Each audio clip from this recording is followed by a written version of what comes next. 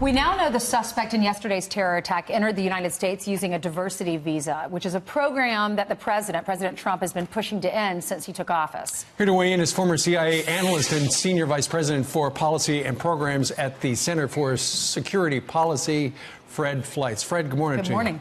Good to be here. What's your observation about what happened on the west side of Manhattan yesterday?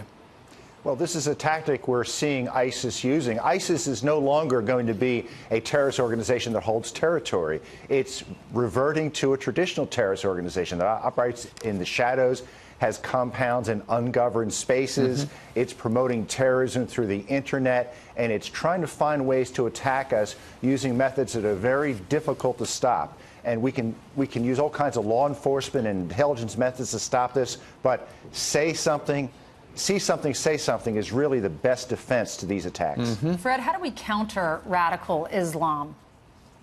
You know, there's a lot of ways to do this, but there's something that hasn't been said on your show. You've had a lot of great experts this morning. Right. I'd like to see President Trump do. I think he has to recognize and empower Muslim reformers like Zuhdi Jasser. 500 years ago, Martin Luther nailed his 95 Theses to a church in Germany. Jasser taped his Muslim reform plan to a mosque near D.C. just last year. This is a way to go at radicalism, make it clear this is not Islamophobia. We want to work with people who want to reform their religion to bring it in conformity with modernity. Yeah, we understand that in the last couple of minutes, Governor Cuomo, who is the governor of New York State, said that this particular terrorist apparently was radicalized here in the United States. That's an internet thing, isn't it? Or is that related to perhaps his mosque that we've got a reporter in front of over in Paterson, New Jersey?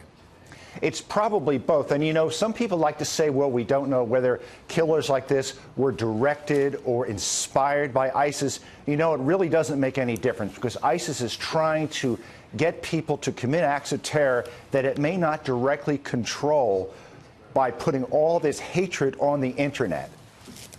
What about the visa program, this lottery system?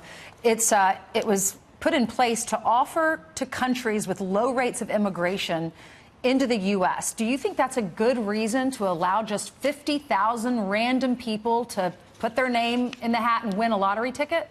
No, I think it's a ridiculous program, and I think that we're going to do away with this. And I would say at the same time, I think we really dodged a bullet with the election of President Trump. If Hillary Clinton was in office, there would be tens of thousands of more unvetted refugees coming to this country. So as bad as this is, I think it could be worse. Yeah.